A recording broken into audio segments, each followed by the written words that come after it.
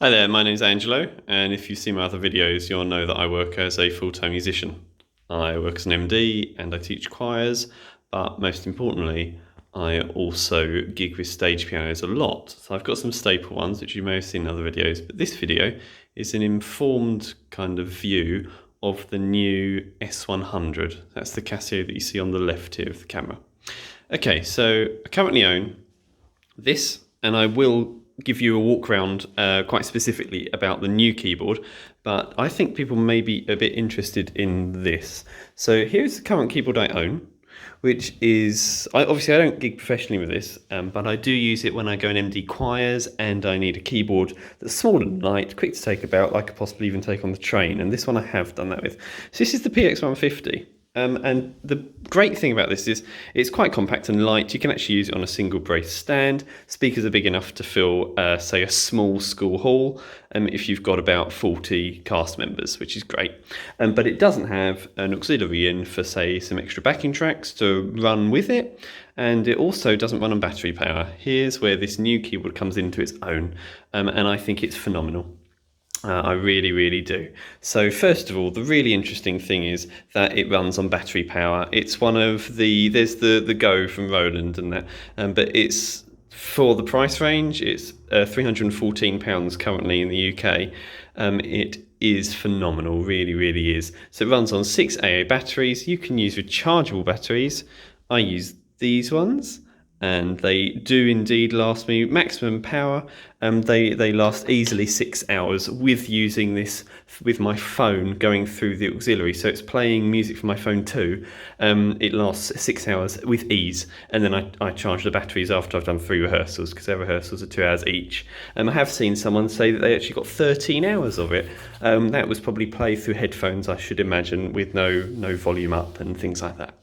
But yeah, it's brilliant. It's a little bit thinner and it's a little bit lighter, and it does a lot. But obviously the main thing that people want to know about this keyboard is about it running without without mains. It really is fantastic. So out the box, you get the keyboard. You also get included a foot pedal, which looks exactly like this, the standard Casio foot pedal.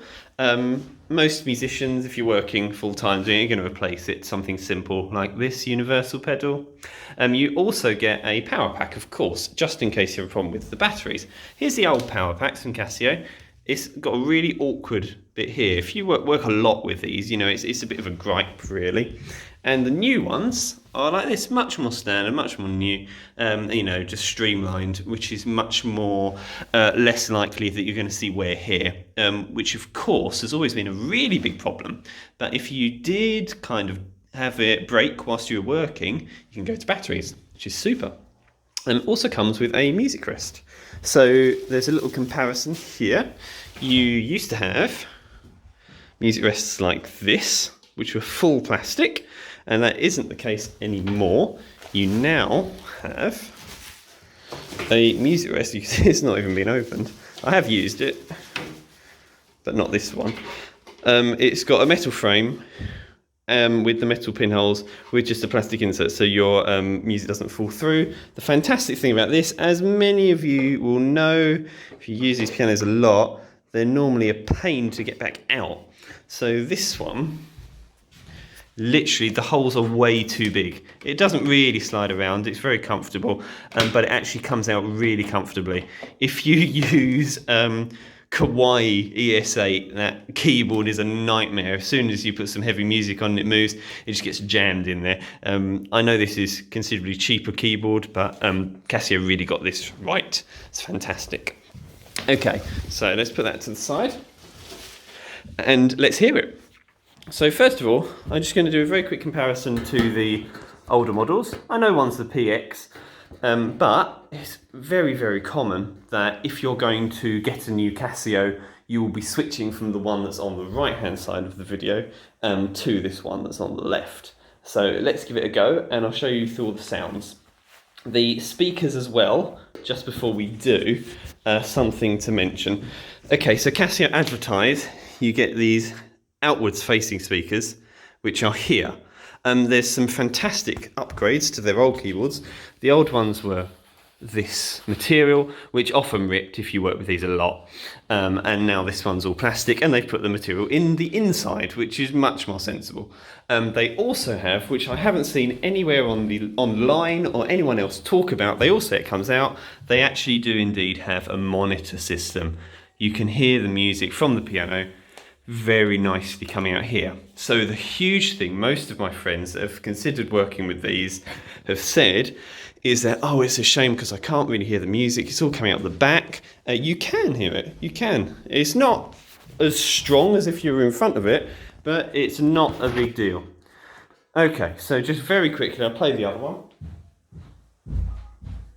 So, you have the PX-150, kind of the standard Casio budget model. The reason I've reviewed these two is that they are both touch sensitive, they both have weighted keys, they're really great keyboards, the same similar weight, similar idea. It's just, if you need something for like what I do, I work with a lot of choirs where we may just quickly on the fly need this without a generator, without power supplies, without maids, just grab it out quick in the theatre anywhere.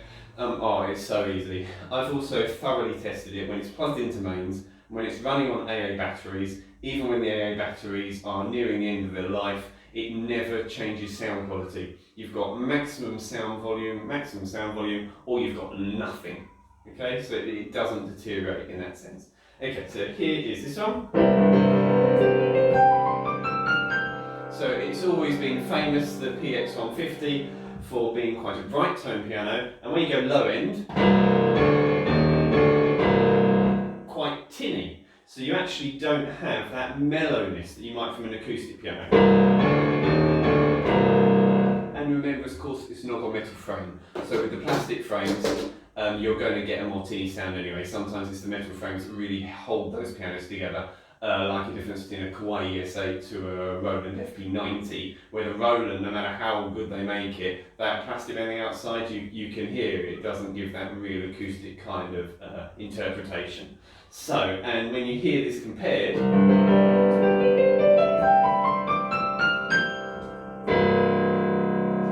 this one,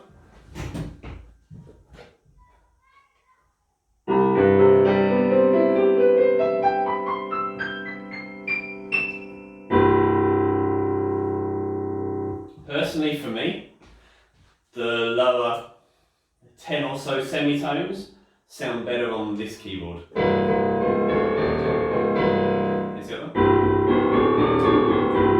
They get a bit muddy, but I see exactly what they've done. For the first time ever with this kind of range, they've sampled this on something like a Bosendorf or Steinway grand piano, where they're really getting away from that Yamaha kind of sounding piano's ideas and giving that warmth, which actually, for interpretation, I'm really liking this one.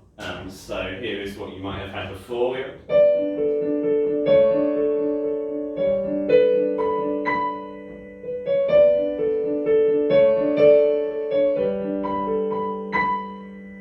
And here's what you've got, yeah.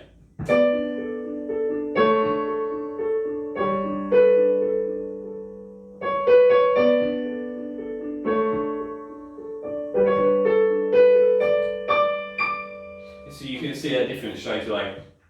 This keyboard is faster. The keyboard in the old PX-150 is faster. So if you're going like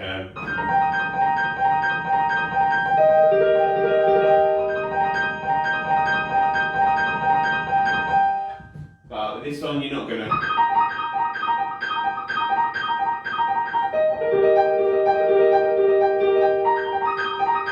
The keys are just a bit more squishy. The escapement isn't quite the same.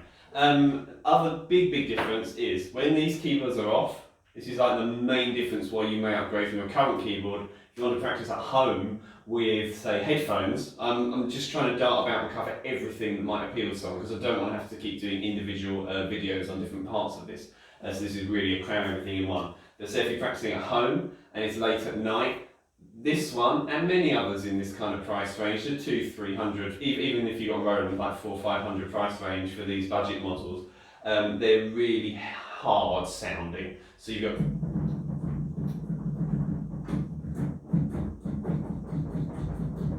you really feel that. You feel it through your fingers as well. But with this one, it is an absolute world apart. I mean, I'm honestly, I promise you, I'm pushing just the same.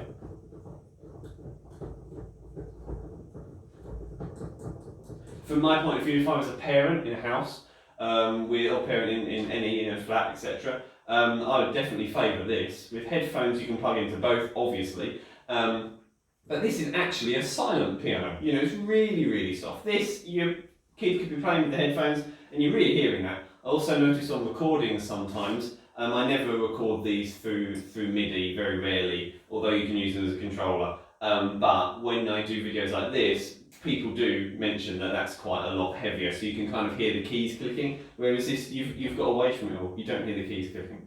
Okay, so enough about including this one. The rest of the video will be totally on this one, and I'm doing this deliberately in case I want to separate the videos. So, with this one, I will give you a walk around first so you can see everything it's got, and there will be no more comparisons to this. And here we go. I will note down the time in case someone would only like to know about this keyboard.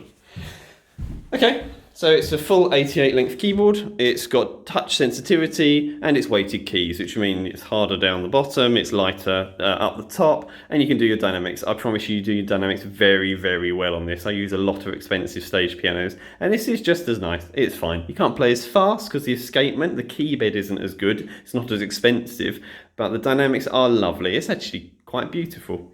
Okay, so you got your volume here. Unlike what Casio have done before, when your volume's halfway, it's rather soft. But as you go between the 50% and the 100%, you are then really, really increasing. Each increment here does give a phenomenal difference. This only has one sound available at a push of a button, grand piano. Most people I know would only use this for grand piano anyway. The other sounds aren't particularly great, except one of the organs is pretty good. The harpsichord is abysmal. So you press function and you go through, by clicking the keys, your other sounds. You can also have a metronome built in. To be honest, nowadays people very rarely use that. It's so much easier on a smartphone. Even if you've got a child, just getting a little portable metronome is much more convenient. And then you've got your tempo and etc. You can transpose the piano, which is brilliant. It's quite easy to do and it makes a noise every time you do it, so you can tell what's happened. You've also got some chorus, which is really clever. So chorus isn't often included on this, but what they have done is realise that someone might want a honky-tonk sound piano. So they've put chorus in there, so you can add that, and all these nice piano sounds suddenly sound like a pub piano or a cowboy kind of idea. And you've got some reverb, which is very nicely done. 3 variations of that. Also, you can turn it off, and that's nice. Touch response as well. You can make it soft, medium, and heavy, and you can have nothing too. So here's the model. It's the CP-S100. Sorry, CDP-S100, obviously by Casio. You've got this. This does their Casio Play idea. I can't remember the name of the app. I've never used it. And you can plug that into your iPad, and you can also plug it into a phone. I have this on good authority. I've never tried it though. And you can play along with the app.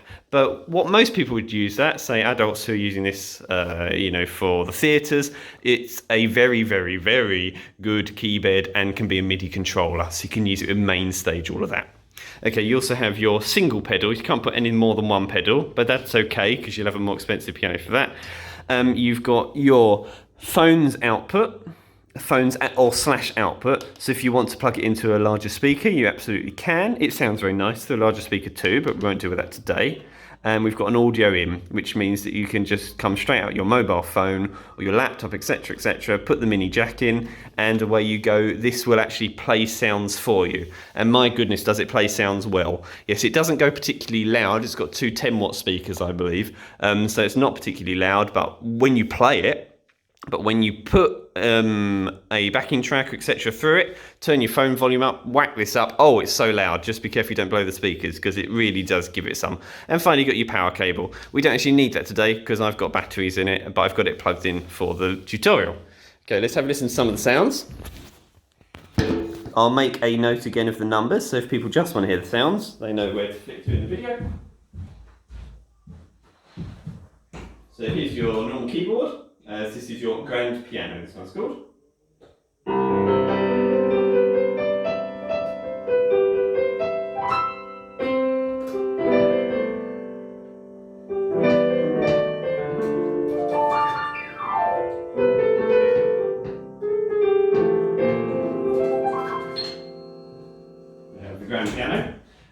also got the mellow piano.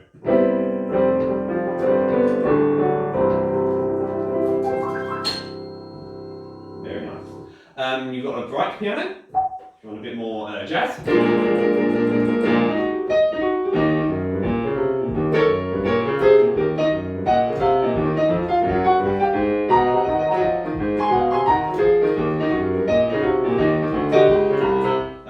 So that's a little bit tinny really, if you compare that to the standard one.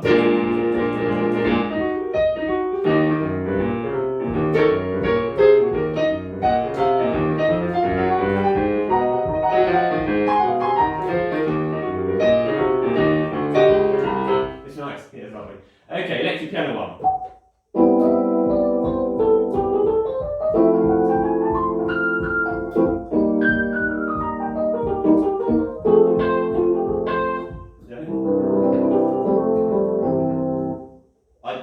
It's not for me. It's very muddy down the end. I know you can put a mixer and you can set up the sound if you use external speakers, but we're just talking about through its own speakers. Here's the next one.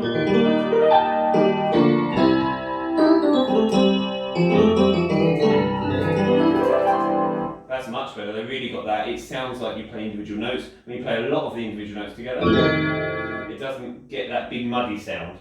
Just in case you're watching and you're quite new to music and new to this kind of keyboards, muddy is a professional term you can use too. It just means there's often a lot of low notes mashed together and you can't really hear them clearly. They all merge into one. It was actually originally from double bass playing. There's a muddy wolf tone from one of their low strings. I'm sure you wanted to know that. Okay, so here we have the next electric piano.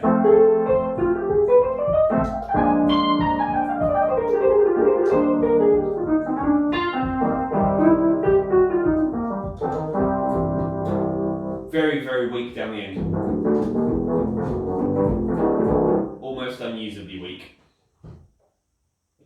Harpsichord. I'm not biased, but this is atrocious.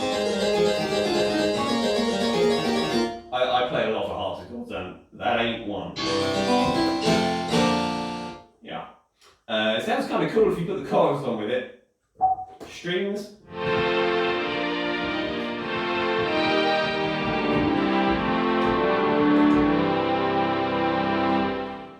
Again, not nice, but remember I work professionally in the theatres, so we use as good patches as you can get, but that's not nice. Pipe organ, watch out you don't burst your eardrums. It's fixed at one level, which you can only change with the volume, which is very unusual because they know you don't have a swell box. So this can come out quite loud, but this is cool.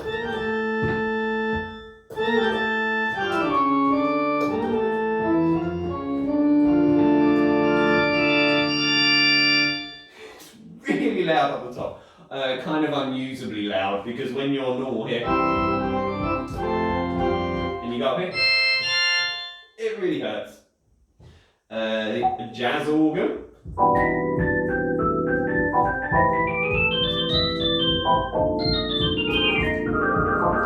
That's nice, I like that. Some of the purists among you may say, oh, well, your organ manuals aren't that long. Yes, you've got a point, but obviously with your stops, with 8ths and 15ths, you get notes that high. Okay, next. There is no next. That's it. That's all the instruments. So if we go back to the standard piano, it says standard on here. That is the button for grand. And I'll just say what I love about this keyboard. I think it's brilliant. For £314 I paid. Only got it yesterday. You know, but I have used them before a lot, but yesterday's the first time I owned one, just so you don't think, oh, he's only got a day's experience. I love the fact that it is the first proper, touch-sensitive, weighted keys stage piano. And it's not really a keyboard, it is a stage piano. That's what a stage piano is. It gives you those things from a real piano. That runs on batteries. So I would take this maybe to a community choir, or even a professional choir, and or a theatre, so I can just rehearse the cast. Grab it under my arm, stick it in the car, very easy, get it out, no wires, you know, you could even go on stage with it. On stage, of course, with wires is a nightmare. It's basically impossible, and it's against health and safety in most theatres. This, I can rock up, stick the stand on. I just use a single brace stand for this, by the way. So, This is what I use, super, super light.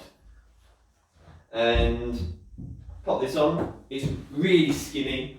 You have larger pianos, obviously if you want to fit more buttons, also because it feels more realistic if they're quite large.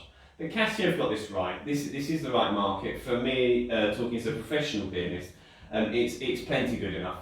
And to be honest, as you get better at piano, if you're just starting out, you find it easier to get a good sound out of things which are kind of more budget. Because you get more experience of how to do it. And you care less about it because you can manipulate it as you get better. So it's fantastic for doing that. You can take it to choirs. Fairly cheap, really. I'm very careful how I use that word, but they have been very careful how they market it. And I love it. It goes plenty loud enough in a hall of, say, a smallish school hall. Could use it in a medium school hall, and of course, don't get tricked. It says phones on it, so you can use your headphones, but that is also the exact same insert that you would use to put it to an external amp. And then obviously the sky's the limit. It does sound quite nice to an external amp, not as good as a stage piano of a higher, money, but plenty good enough for what you might use it for. Would I gig with this in a festival? No, I wouldn't. The largest festival I've done is Farnborough Festival, about 6,500 people. I would not take this on stage to do that. It's too tinny all round. It doesn't reach that level. But would I gig with it in a theatre? Yes. And why? Because I wouldn't use its own sounds. I'd be using a laptop. It is probably the best controller keyboard of this weight and going down into the theatre bits and everything that I've ever seen. You can also get a really nice stand for it if you're going to use it at home. I thoroughly like this keyboard.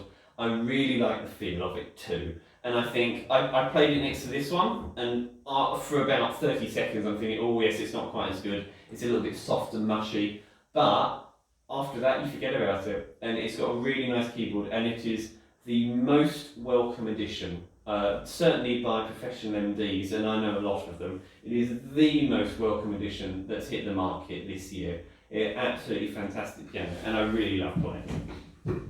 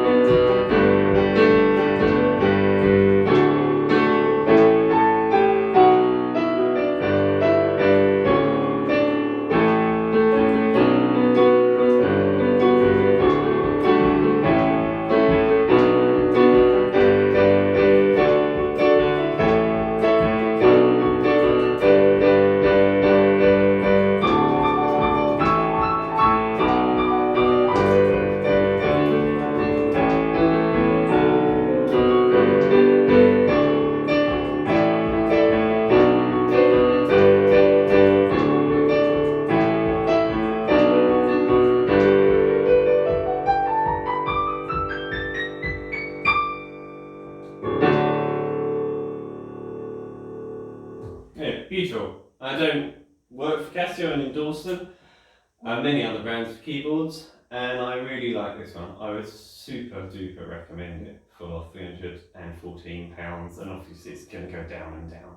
Yeah, brilliant piece of kit, and thank you very much for watching.